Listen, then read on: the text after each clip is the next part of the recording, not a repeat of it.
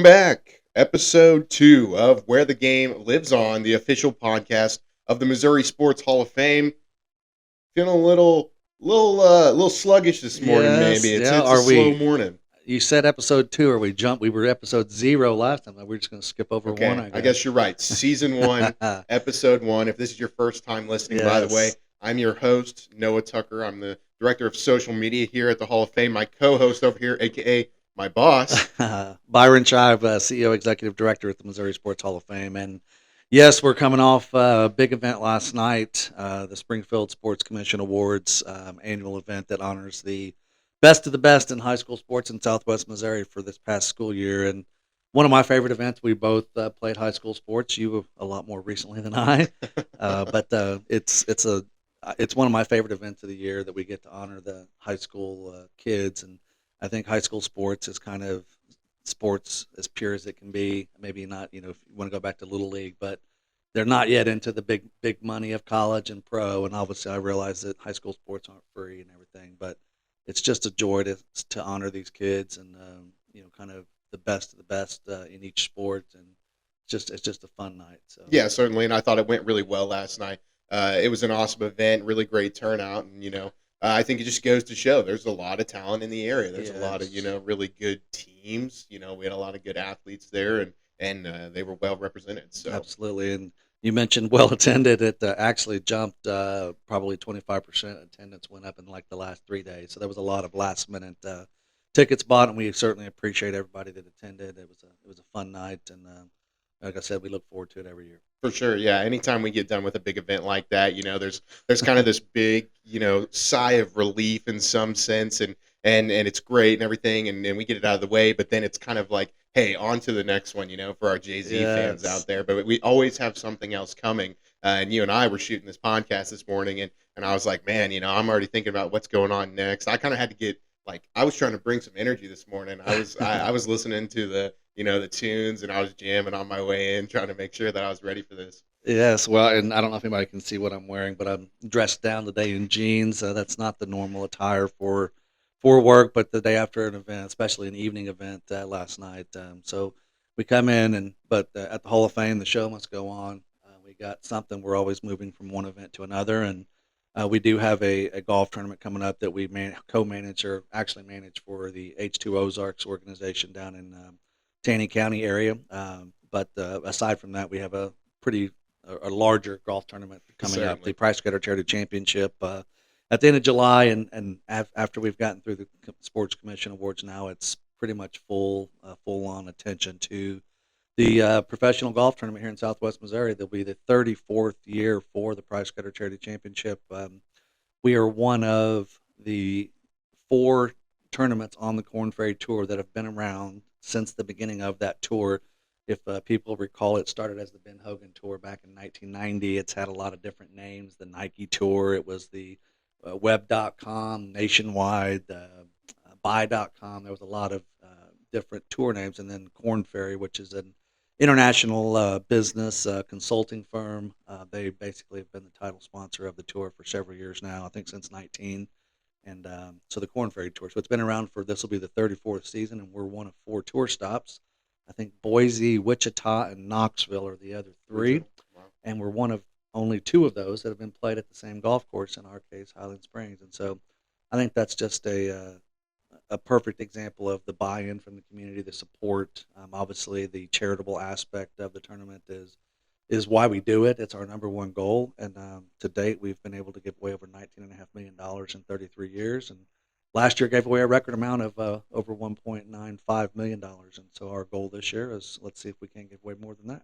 Yeah, it's certainly just a huge event with a huge impact, Mm. for the community, for local children's charities. I don't think you can downplay, just how much goes into it. I mean, most of the, general public doesn't realize that, but from our Yeah. standpoint, it's like, hey, we kind of put everything we do on pause for a pretty Oh, yeah. extended period of time to put on, what is the biggest golf tournament in Southwest Missouri. And it's, you gotta factor in that it's the middle of July and there's the heat and we Mhm. have these pro-ams and then we're getting ready for the tournament and we're setting it up and it's a grind. It is a grind for sure. I can recall before coming to work here at the Hall of Fame. First of all, it's kind of I don't know of any other business that basically, like you said, pauses. I mean, running the price cutter is not.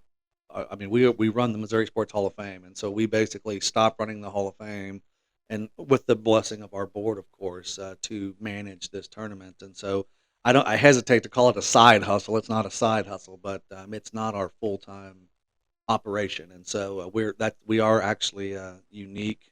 Most of the other there's 26 tournaments on the Corn Ferry Tour.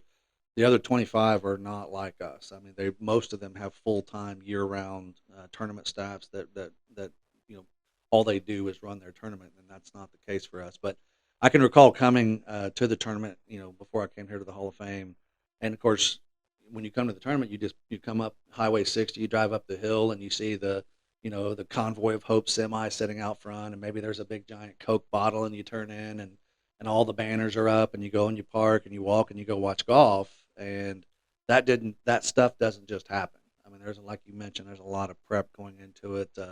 Those sky boxes, it takes days and days to build those. It takes days to put the banners up.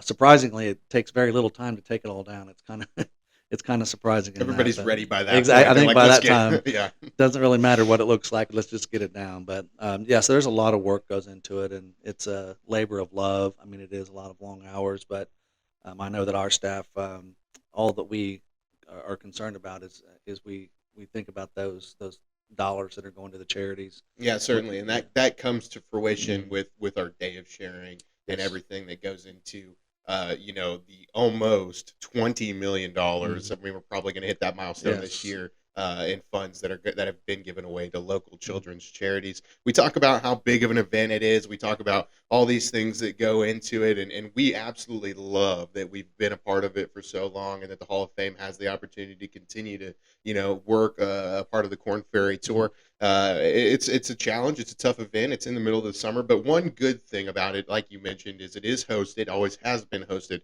at Highland Springs Mhm. Golf Course, Highland Springs Country Club, which is actually spitting distance from Yeah. the Missouri Sports Hall of Fame for anybody that We doesn't know. definitely located in a perfect spot, not only to host the tournament and manage it from where we're located, right outside the gates of Highland Springs, but just the proximity of to Highway 60, obviously a major thoroughfare. We're just up the hill from the interchange of 65 and 60, which is obviously a very busy intersection in Springfield, the southeast side, and the Hall of Fame is kind of a great spot not only to host a golf tournament, but I mean you stop by here on a Friday afternoon, there's going to be a lot of exchanges going. It's just the parking lot gets used We and the see a little building. bit, yeah, we see a little bit of everything. We It's uber convenient, really, to say the least. yes, yeah, I've seen well, not actually like less than 2 weeks ago, but we have a lot of folks, I guess, that live in Highland Springs that will get new vehicles delivered, and they'll show up on a trailer or a truck or something here, and they won't go inside Highland Springs. They'll just stop in the Hall of Fame parking lot and unload the car and contact the new owner, and they'll come out and pick up their vehicle. But I pulled into work the other day, and this trailer was taking up the entire parking lot, I mean, like right dead center, and like it was very difficult to even park. And It's like, he was looking at me like, "Who are you?" I was like, "Well, I work here. What are yeah. you doing?" Yeah, no kidding. Yeah, and But that's just the beginning of yeah, it. We see anything and everything, and even though we're going through this renovation phase right now, we have people come in all the time. They're like, "Hey, do you guys have a restroom? Can you use our yes, restroom?" And yes. hey, we love guests. We want you to come in, take a look at the gift shop, but like, you know, be considerate of us as well. It's And hey, it's all right. the But facilities definitely get used. yeah, no, That's like certainly. a we're the rest area on Highway 60 or something. But every Friday afternoon, we're seeing exchanges of whether it's co-parenting going on, and Friday nights in the fall, my favorite at about 3 o'clock, all of the referees that are carpooling will park here, and Yeah. they'll all come in and use the restroom, Hmm. And then head and, out wherever and they're then head calling a out, game. whether Yeah, it's out east or whatever. So yeah, it's definitely a great location for the Hall of Fame. But yeah. it's certainly, I think someone the other day, I didn't see it because I was not here, but someone mentioned about even seeing Amish. Yeah, like a construction crew of them that they had Yes, carpooled or something, and then they went their yeah, separate ways in our parking lot. it's But yeah, that's like not even the extent that's of just it. a We random see any yeah, Tuesday we at the see Hall of Fame. anything and So everything, and it's really good for us. That we don't really see it as a bad thing necessarily. We're no, like, man, we are in such a it is a great great spot, location, absolutely a great honestly. spot. there was some pretty big news this past weekend Yes. for Missouri sports fans, St. Louis Cardinals fans. If you haven't heard, it was dealing with former third baseman David Freese, Yes. who is in St. Louis, in Missouri, in anywhere in Cardinals Nation, Mhm. is a legend of sorts. I think anybody would tell you that because he was a part of one of the most magical seasons. Yeah. But had some news this past weekend that he was going to decline his invitation, I guess you would Mhm. say, to be inducted into Cardinals Hall of Fame. Correct. You see the guys on opening day; they wear the red suits. Those are going to be your inductees of the Cardinals Hall of Fame. And he decided that he wasn't going to accept Mhm. that induction. And that's something that we definitely looked at and saw as a Hall of Fame, and we have a little bit of background and know David for sure, and we respect his decision.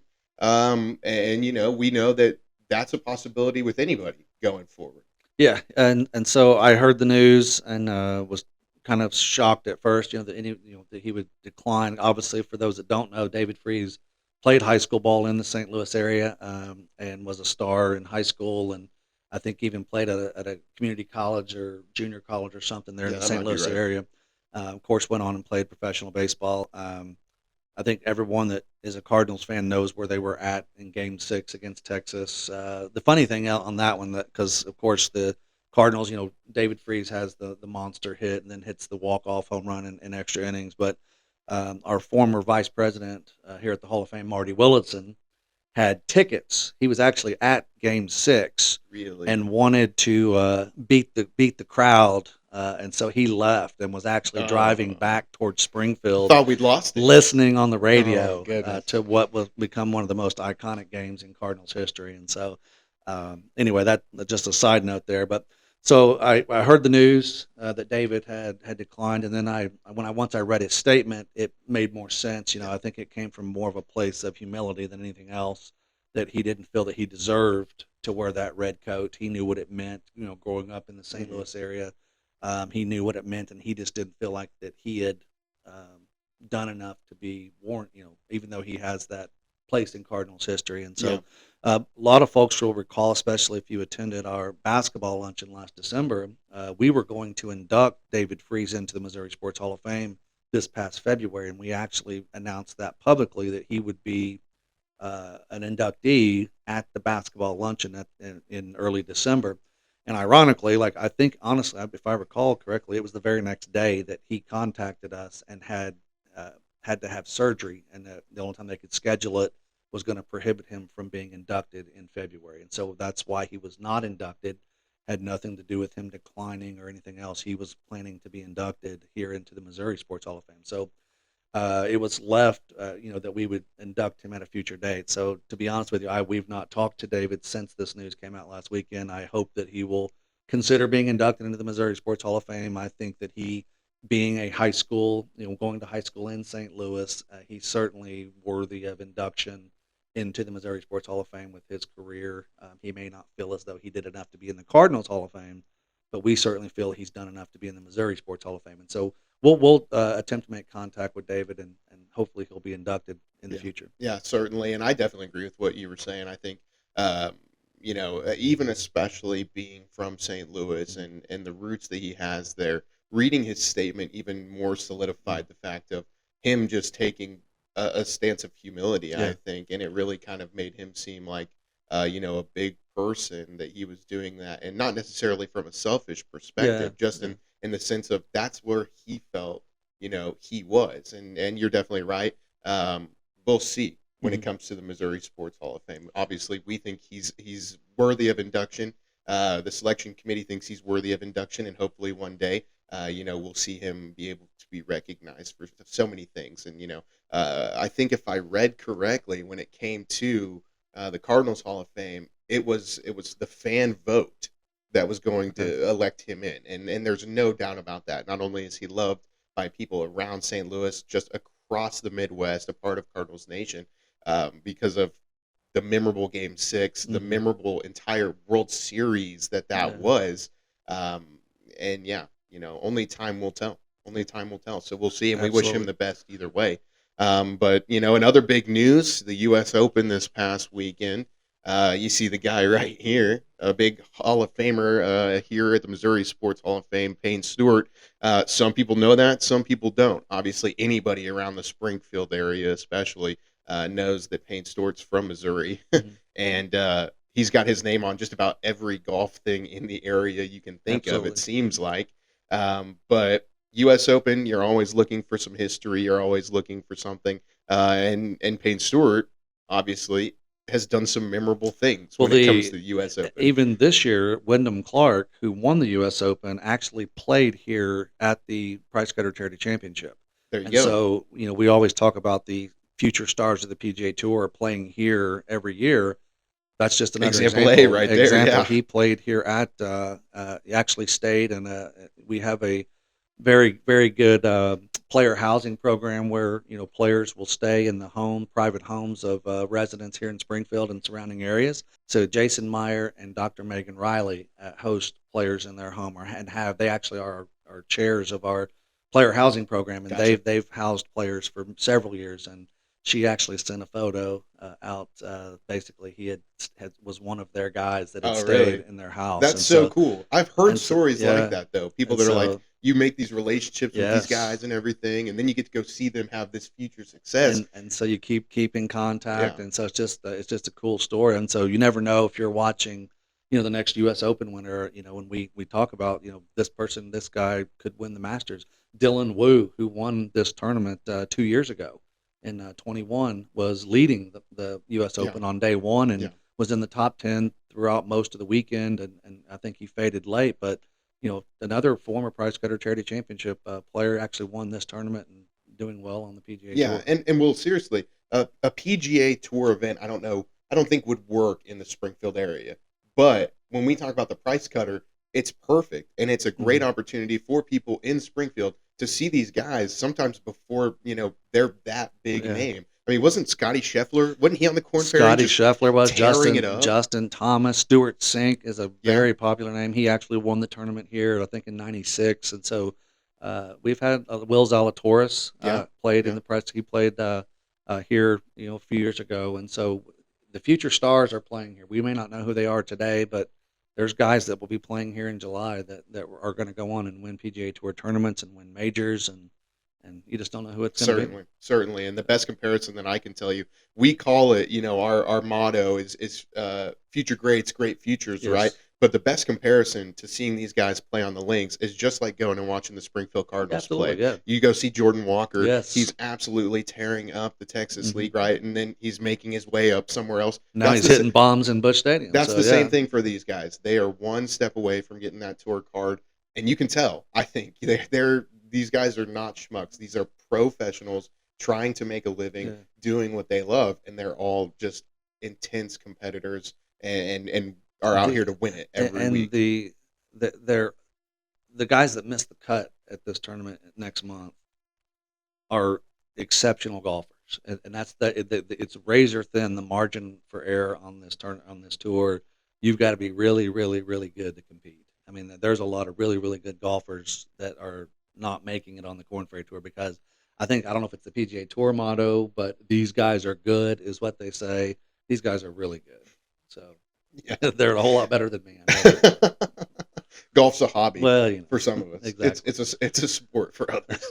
Um, so, do you want to talk about renovation plans? You want to talk about the Sure, Payne yeah. Stewart putt? Yeah, I so think that we mentioned the U.S. Open. You mentioned Payne Stewart. Most folks know that the Missouri Sports Hall of Fame Museum is currently under renovation. We're in the process now of trying to decide what the next steps are, and we're getting some input from some architects and different things. But um, one of the things I see, I want it to be an interactive museum. I want it to be somewhere where obviously our number one goal is to preserve Missouri sports history. I want people to come here and learn about Missouri sports history, but do so in a fun environment that makes them want to come back and do more. And so a lot of certainly. interactive stuff, a lot of screens and touch screens and different things. And one of the things that I've really kind of set my mind to, and I know it's possible. It's just a matter of whether we can pull it off. Is recreating Payne Stewart's putt on number 18 at Pinehurst number 2 in 1999 when he won the U.S. Open down there in North Carolina. Of Hmm. course, later that year is when he tragically passed away. But that putt, and I can still, you can pull it up on YouTube and watch it. But of course, he's ducked out in the necker. He's got the Payne usual Stewart get up. uniform, Yeah, so to yeah. speak. And so and ironically playing against a very, very young looking, almost boyish looking Phil Mickelson.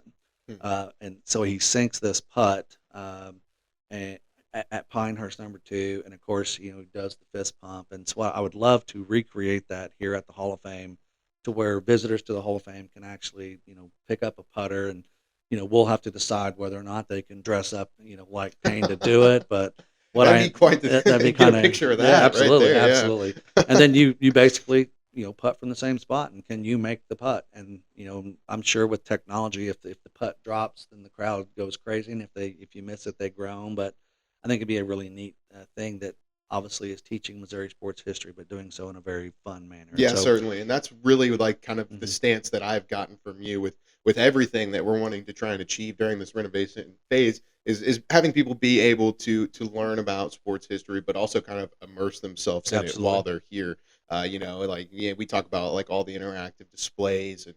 Like we've had a racing simulator here, but we would want to even maybe up that, or Yeah. maybe not. Who knows? Full But blown racing simulator. Where I mean, they make them to where you can sit down. You can race Monaco Formula One, or you can race the Daytona 500 in a yeah. stock car. You can race at Lucas Oil Speedway up in Wheatland in the simulator. And Oh, so that's cool. that's what we would, what we would like to do. Golf simulators where you can play, the golf, and it's not just where you can come in and hit balls and learn. You can learn about Missouri's golf history and whatnot, but also it's available for, if guys want to have a Monday night golf league where they play a different course each week, Yeah. or something like Yeah. that. But the goal, of course, is learning Missouri sports history, and so there'll be a lot of highlights. We mentioned the World Series. People can come here and watch footage from Game 6, see David Freese's home run, but they can also touch another button and see Bob Gibson pitching in like the 1968 World Series, or seeing Stan the Man. On the Cardinal side, we had the I-70 series back in '85. Seeing the Royals and Cardinals, learning more about that.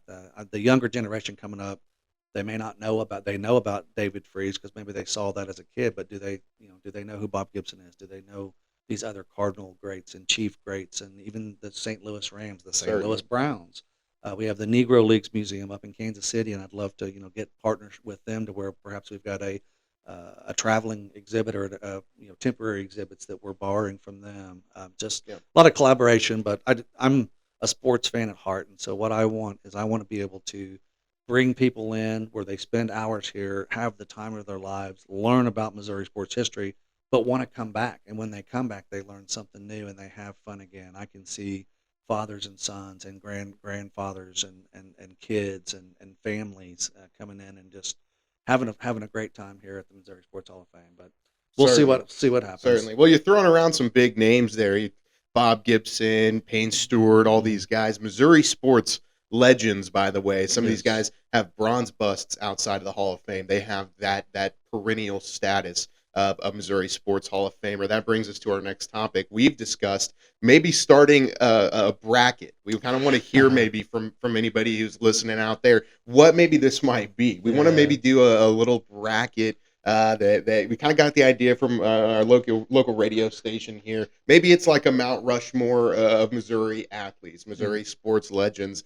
We've talked about different things. We like to go back and forth about, what's the best fast food burger, Mhm. or what's the most underrated candy I bar. love brackets. The Jock, they have. I think it's still going on actually right now, but they've got the uh, sports movies, best sports movies of all time, and I'm Yeah, sitting there looking at the list, and I'm like, you forgot this one and this one and this one, yeah, yeah. and going through it in my mind.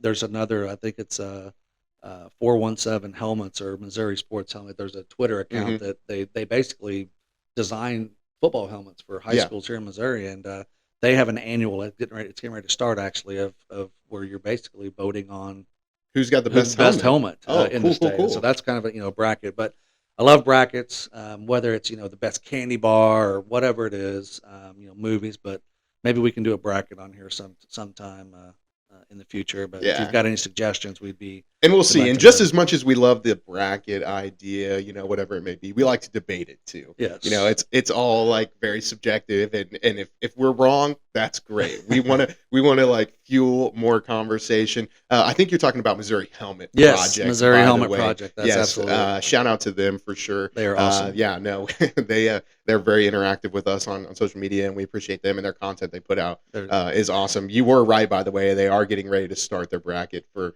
best helmet, which is like right in line with the things that we like talking absolutely. about. Obviously. I mean, I'm already planning on voting on each of them whenever they launch the brackets. And the thing is, I don't know where some of these schools are in the state of Missouri, and never seen their helmets before. But I remember last year just going through, and just kind of a neat thing that you're voting on something, whether it's a football helmet, or in the case of the Jocks sports movies. I may not like all of the movies they included, or more importantly, the ones they forgot, but it's still certainly fun we deal. hope to reach the audience like us that gets geeked out about things like a helmet bracket or what's the best sports movie. If you're upset about a certain sports movie not getting mentioned, then you're in the right place. You're in the right boat, because we can even be on our lunch break and have a fueled, heated conversation about something that simple. So I think that probably brings us, though, to the end of the show. Hopefully this is our kind of our first true installment of Where the Game Lives On. You get a good idea about what we're going to talk about. Really, we just like to sit down, have conversations, and as we get going on this thing, as we've mentioned before, we're going to have a lot of guests, a lot of our other coworkers on staff here at the Missouri Sports Hall of Fame, also maybe some inductees to the Hall of Fame down the road that we'll speak with and talk with them about their careers and their induction processes and their relationship to the Missouri Sports Hall of Fame. We're very excited about how this thing can grow, and we hope that you just stick along for the ride. So just follow us across our social media. Stay in tune with what's going on at the Missouri Sports Hall of Fame, and we'll also have podcast episodes like this, Where the Game Lives On, coming out weekly. So stay tuned anywhere that you listen to podcasts, and we'll be in touch. All righty. Sounds good. Everybody have a great day. We'll see you.